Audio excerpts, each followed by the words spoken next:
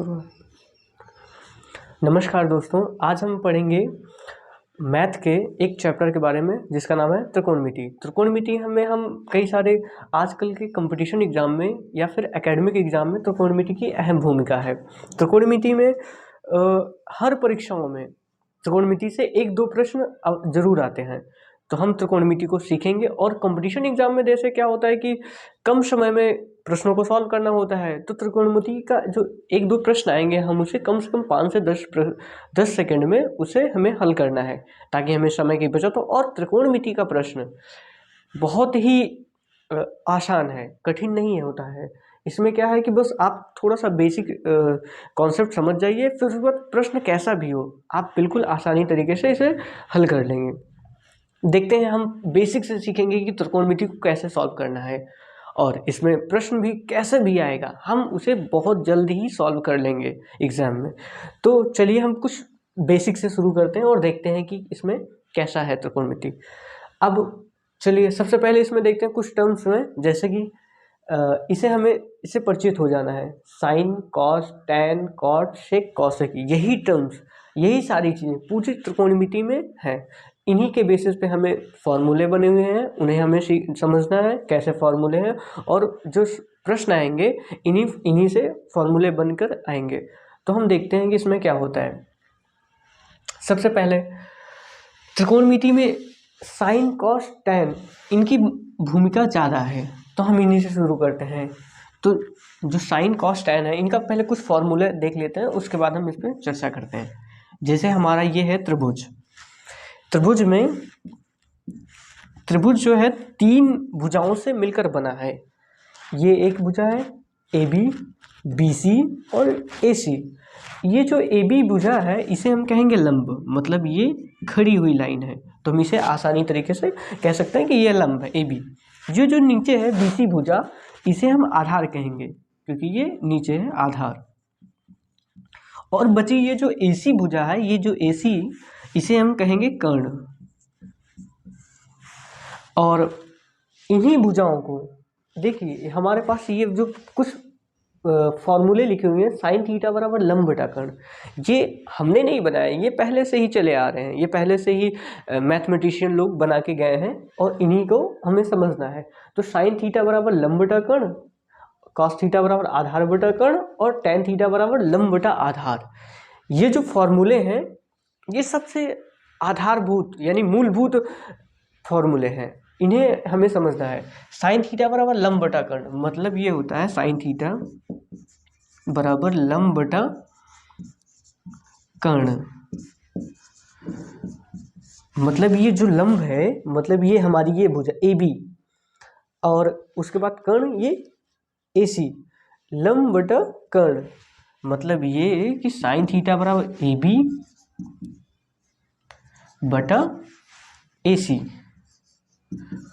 और ये जो थीटा है, ये हमारा थीटा इधर है।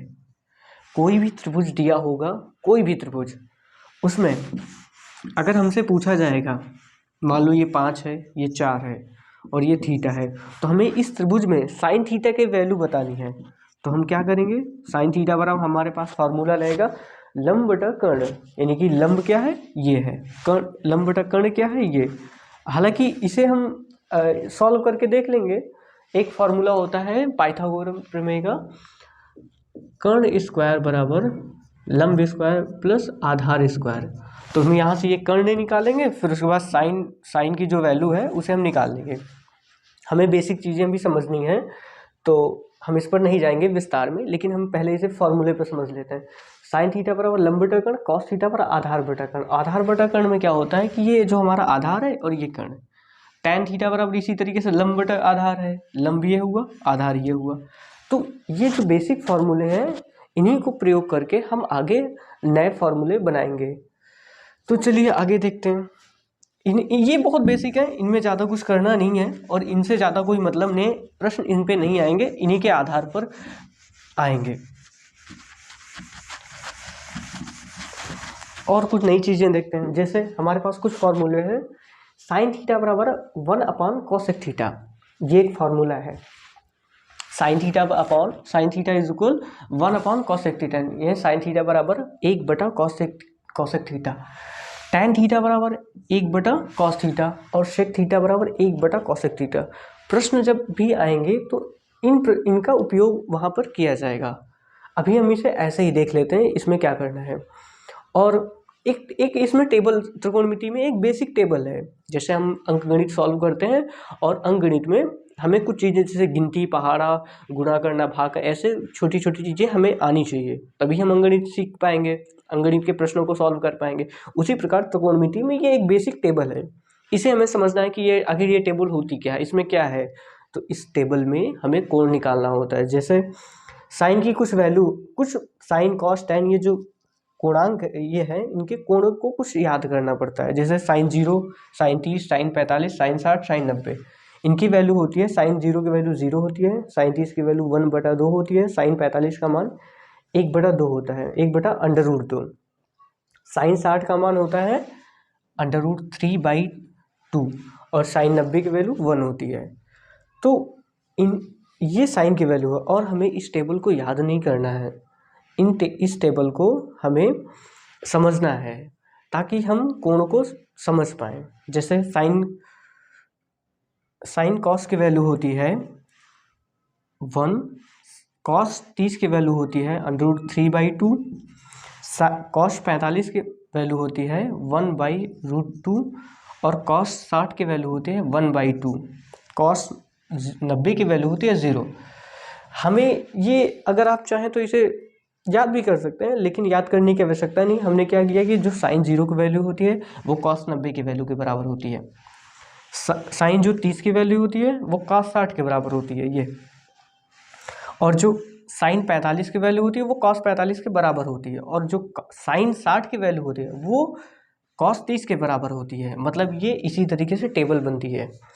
अब उसके बाद टैन की वैल्यू हमें निकालना है, तो हम टैन की वैल्यू कैसे निकालेंगे। अब चाहे तो आप टैन की वैल्यू से, एक फार्मूला है कि टैन का फार्मूला होता है साइन थीटा बटा कॉस थीटा। आप साइन की जो भी वैल्यू हो उसमें कॉस से भाग दे दीजिए तो टैन की वैल्यू आ जाएगी। तो अब यहाँ पे सीधे हम लिख लेते हैं, हम आगे देखते हैं। टैन 0 की वैल्यू 0, टैन 30 की वैल्यू 1/√3, टैन 45 = 1, टैन 60 = 1/tan60 √3 और tan 99 इनफाइनाइट। हम इसे जल्दी से देख लेते हैं, हम आगे प्रश्नों पे आते हैं। तो जैसे काट की वैल्यू है, काट 0 की वैल्यू इनफाइनाइट, √3, 1/√3 और इधर आएगी हमारी ये 0। उसके बाद सेक किसका रिवर्स होता है, यहाँ से देख लेते हैं। सेक हमारा होता है यहाँ पे ये कॉस का, सॉरी गलती होगी, यहाँ पे सेक कॉस का होता है, कॉस थीटा। तो सेक हमारा है कॉस के रिवर्स में, तो ये इधर देख लेते हैं 1, 2/√3, √2, 2 और ये हमारा इनफाइनाइट। उसके बाद ये कॉसेक का इसका बनेगा इनफाइनाइट, ये बनेगा 2, ये √2 और ये 2/√3 और ये हमारा 1। टेबल ये है, आप धीरे धीरे अभ्यास करते रहेंगे तो ये टेबल अपने आप याद हो जाएगी, इसमें याद करने की कोई आवश्यकता नहीं है। और हम आगे देखते हैं। अब इसमें हमें कभी भी प्रश्न आएगा कि साइन 90 की वैल्यू कितनी होती है, तो हम देख के टेबल बता सकते हैं। साइन 90 की वैल्यू 1, हमसे पूछा जाएगा कि tan 45 की वैल्यू कितनी होती है, तो हम बताएंगे tan 45 की वैल्यू 1। हमसे पूछा जाएगा cot 30 की वैल्यू कितनी है, तो हम टेबल देखकर आराम से बता देंगे। या फिर हमें सेक की कोई वैल्यू पूछी जाएगी, पर अगर इन मानों के अलावा हमसे कोई भी कोण पूछा जाएगा तो हम कैसे निकाल लेंगे। मान लो साइन 150 यानी कि साइन 150 का मान कितना होता है, तो हमें तो यहाँ पे 150 का मान तो लिखा नहीं है, पर हम जानेंगे कैसे कि 150 का मान कितना होता है। तो उसी को जानने के लिए हमें कुछ नियम और समझना पड़ेगा, जिससे हम सीख पाएंगे कि हाँ कोई भी वैल्यू कैसे। मान लो हमसे पूछा जाए कि साइन 270 का मान कितना होता है, या फिर हम कुछ भी ऐसे कोई भी मान, जैसे मान लो कि tan 300 की वैल्यू कितनी होती है, तो हमें ये निकालना थोड़ा सा मुश्किल है, लेकिन हम नियमों की सहायता से हम सीख सकते हैं कि कैसे निकाला जाता है। तो चलिए देखते हैं, कुछ और रूल देख लेते हैं, उसके बाद हम निकालना जान जाएंगे कि ये कैसे निकाला जाएगा।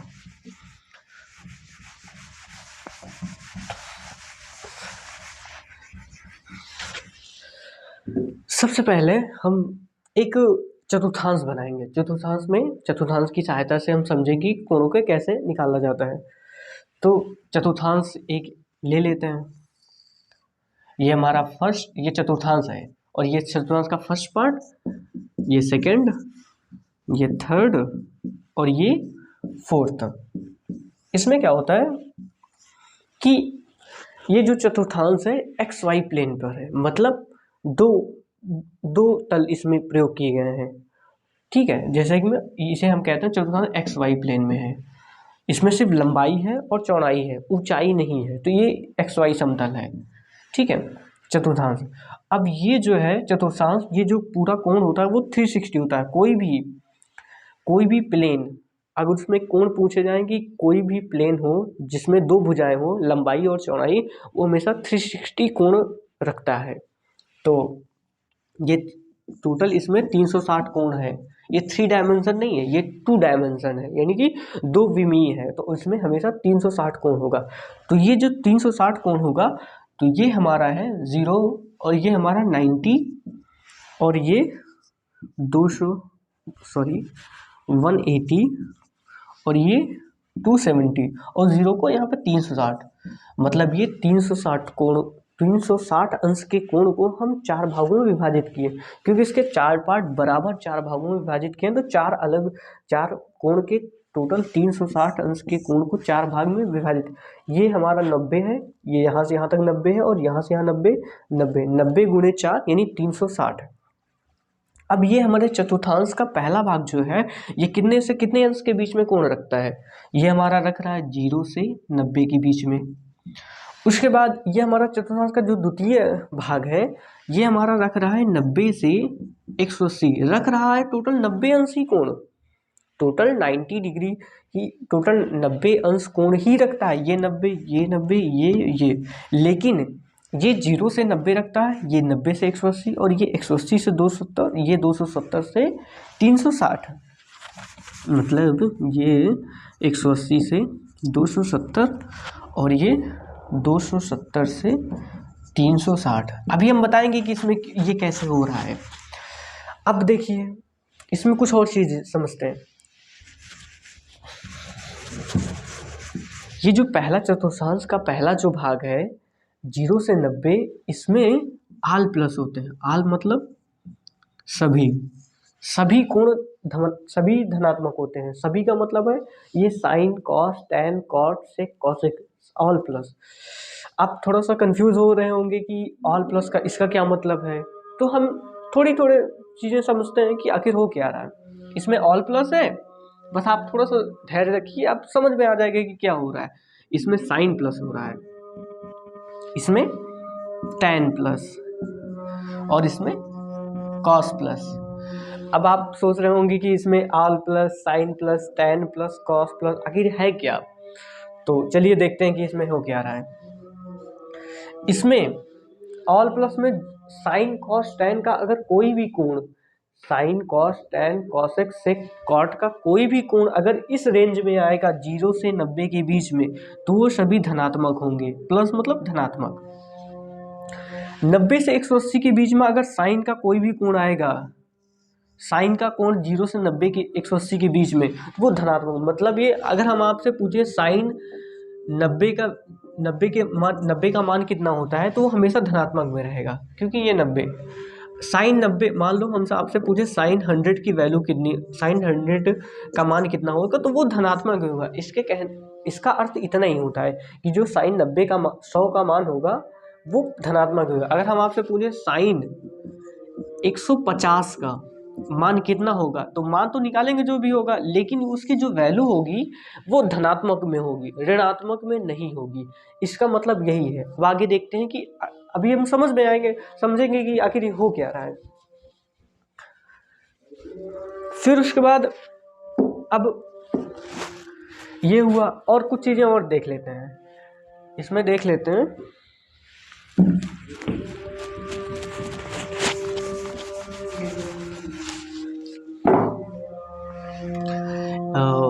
एक और नियम देख लीजिए, 90 है जो 90 को करेंगे हम चेंज, 180 को करेंगे नो चेंज,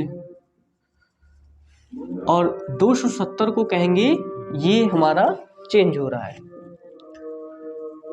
और 360 को नो चेंज। अब एक ये हुआ, एक और नियम देखते हैं, साइन हमेशा कन्वर्ट होगा कॉस में, और टैन हमेशा कन्वर्ट होगा कॉट में, और सेक कन्वर्ट होगा कॉसेक में। अब चलिए देखते हैं, अब हम एक्चुअल में समझेंगे कि हो क्या रहा है इसमें। अभी तक सर बता रहे थे कि इसमें हो क्या रहा है तो नहीं समझ में आ रहा है, तो अब देखते हैं कि इसमें आखिर ये सब हम क्यों कर रहे हैं। ये इतना 90 चेंज, 180 चेंज, साइन कॉस में चेंज हो रहा है, साइन को टैन कॉट, और ये चतुर्थांश, इसका क्या मतलब है। हम जो है बस इतना है कि हम ये जो कोण जानना था, हमें तो कोण निकाला था। अगर एग्जाम में आ जाएगा कि साइन 540 की वैल्यू कितनी होती है, तो हमें नहीं समझ में आ रहा था कि हम, क्योंकि हम टेबल देखकर नहीं समझ पा रहे थे कि साइन 540 या फिर टैन 300 का मान कितना होता है। तो हम इन्हीं कोणों को जानने के लिए ये जो चतुर्थांश बना है, ये कुछ नियम लिखे हैं, बेसिक रूल, इन्हीं की सहायता से हम इनकी वैल्यू जानेंगे, क्योंकि इनकी वैल्यू तो हम याद करेंगे नहीं। जैसे अगर हमें कोई कहेगा कि हमें 45 गुणे 25 करना है, या फिर हमें कहते हैं कि 20 गुणे 5 करना है, तो 20 का पहाड़ा पढ़ लेते हैं 5 में, लेकिन हम 45 का पहाड़ा थोड़ी नहीं पढ़ेंगे, 45 को 25 से गुणा करना है। तो उसी तरीके से ये बेसिक टेबल है, इसकी सहायता से हम कोई भी कोण, मान लो आपके पास जैसे है कॉस 1125 है, अब इसकी कोण की वैल्यू निकालनी है, तो हमें नहीं पता है क्योंकि हमें टेबल में नहीं है और हमने याद भी नहीं किया। तो हम बस इस नियम की सहायता से हम इसकी वैल्यू या बाकी प्रश्न की वैल्यू को जानेंगे कि आखिर कोण निकलता कैसे है। तो चलिए देखते हैं, अब इसे मिटा देते हैं, ये तो आसान है, आप इसे समझ लेंगे।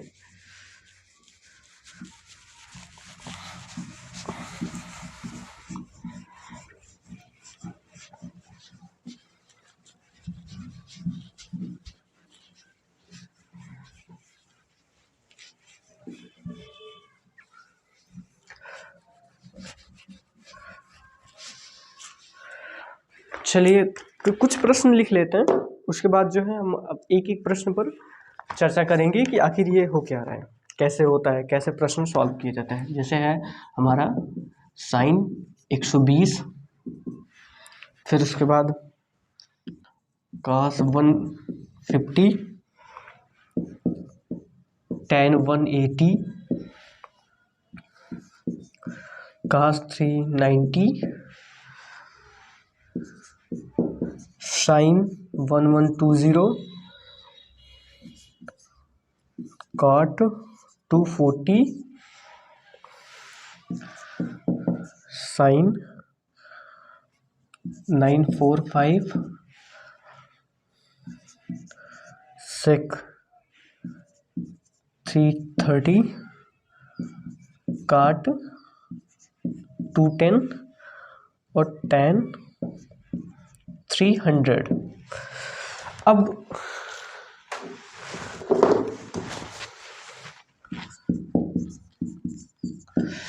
हम इन प्रश्नों में हमें जैसे प्रश्न हमारे पास आएंगे कि साइन 120 का मान बताइए। एग्जाम में हमें ऐसे प्रश्न पूछा जाएगा कि साइन 120 का मान बताइए, तो हमें साइन 120 का मान जो है टेबल में नहीं दिया है, तो हम क्या करेंगे कि हमें इन नियमों की सहायता से सॉल्व करना है।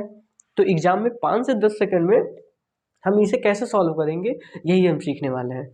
तो आगे देखते हैं, जैसे पहला प्रश्न है साइन 120 यानी 120, अब इसका मान निकालना है। तो हम सबसे पहले क्या करेंगे कि ये जो साइन 120 का मान निकालने से पहले हमें ये समझना है कि हमारे पास जो चतुर्थांश है वो 360 का है। 360 में कुछ पॉइंट्स हैं, जैसे 0, ये एक मानक है, 0, 90, 180, 270, 360। तो जो कोण 120 है, हम पहले देखें कि वो किस चतुर्थांश में जा रहा है। तो चलिए देखते हैं कि इसे हम कैसे सॉल्व करेंगे। साइन 120 का मान निकालना है, तो सबसे पहले हमें देखना है कि ये साइन 120, इसका जो मान निकालना है, ये साइन 120 किस चतुर्थांश के किस भाग में जा रहा है। तो ये हमारा 120 जो है वो 180 से 90 से 180 के बीच में जा रहा है, यानी कि दूसरे चतुर्थांश में। अब हमें सबसे पहले क्या करना है कि हमें जो पता है वो 0, 90, 180 और 270 ये कोण पता है। तो हम क्या करेंगे, इसे जो 120 है इसे हम तोड़ेंगे किसके रिस्पेक्ट में, 0, 90, 180 और 270, 360 के बीच में। तो ये 0, 180, 0, 90, 180, 270 और 360, कोई भी प्रश्न हो जिसमें कोण पूछा गया हो, सबसे पहले हमें क्या करना है, हमें उसे 90, 180, 270, 360 के रिस्पेक्ट में हमें तोड़ लेना है, ताकि हम सॉल्व करने में आसानी हो। तो ये हमारा 120 है, तो ये 120 कितना है, 90 से प्लस में है, तो हमें क्या करना है, 90 के रिस्पेक्ट में हमें इसे तोड़ लेना है। तो हमें 120 को क्या करेंगे, 90 प्लस 30, इसमें 90 प्लस 30। अब क्या करना है, अब देखते हैं यहाँ पे ये हमारा लिखा कितना हुआ है, 90। हमें इस भाग पे देखना है, 90 लिखा हुआ है, तो 90 हमने क्या बताया था अभी पहले, थोड़ी देर पहले, 90 जो है वो चेंज होता है, और जब चेंज होगा तो चेंज होगा, और ये हमारा है साइन। 90 पर देखेंगे चेंज हो रहा है, और ये हमारा है साइन। तो साइन और साइन किस में चेंज होगा, साइन चेंज होगा कॉस में। तो हम क्या करेंगे, साइन को लिखेंगे कॉस, और 90 चेंज हो रहा है, और ये जो हमारी वैल्यू है अब हम इसे यहाँ लिख देंगे 30। अब देखेंगे, अब प्लस माइनस का जो चिन्ह हम देखेंगे, तो ये हमारा जो 90 है, 90 प्लस 30, ये 120, वो किस चतुर्थांश में जा रहा था, चतुर्थांश के पहले भाग में। और इसमें सभी कोण जितने भी कोण होंगे उनका जो मान होगा वो धनात्मक में हो गया, तो ये हमारा धन। उसके बाद अब हमें क्या करना है, cos 30 की वैल्यू देख लेना, और cos 30 की वैल्यू कितनी होती है, sin 60 के बराबर, और sin 60 की वैल्यू कितनी होती है, √3/2। हम √3/2, हमें इसी तरीके से और भी अदर क्वेश्चन देखना है। तो चलिए देखते हैं, बहुत आसान है, इतना कठिन नहीं है। नेक्स्ट क्वेश्चन देखते हैं, समझ में आ जाएगा। फिर से देखते हैं इसमें, चलिए इसमें है हमारे पास दूसरा प्रश्न, ये cos 150 है, हमें इसका मान निकालना है। तो हम सबसे पहले क्या करते हैं, 150 को तोड़ेंगे, और 150 को किसके ऐसा नहीं करना है कि 150 को 100 + 50 तोड़ लेना, ऐसा नहीं करना है, हमें इसके रिस्पेक्ट में तोड़ना, 90, 180, 270, 360, यानी कि 180, 90, 270, 360 के रिस्पेक्ट में तोड़ना है, ताकि हमें जल्द से जल्द आसानी से हमें इस कोण का मान पता चल जाए। तो cos 150 है, अब cos 150 किसके रेंज में जा रहा है, या तो चाहे तो हम 90 के रेंज में तोड़ सकते हैं, और चाहे तो 180, तो हम दोनों तरीके से देख सकते हैं। चलिए सबसे पहले देखते हैं 90 के रिस्पेक्ट में। तो 90 में क्या है, तो हम इसको तोड़ेंगे, cos 90 प्लस, अब कितना बच रहा है, 60, तो हमारा हो गया 60।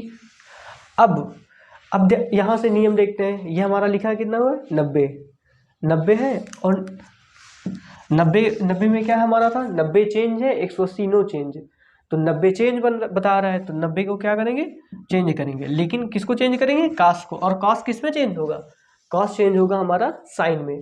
तो हम क्या करेंगे, साइन, हमें देखना है यहाँ पे जो कोण होगा साइन 180, 270, 360, इसको देखकर यहाँ पे देखेंगे चेंज हो रहा है या नहीं। अगर चेंज हो रहा है तो फिर इसको चेंज करना है, इसको नहीं, इसको बेस बना के देखेंगे और इसको चेंज करना है। तो कॉस चेंज होगा साइन में, और ये कोण यहाँ पे लिख देंगे ऐसे ही एज इट इज़।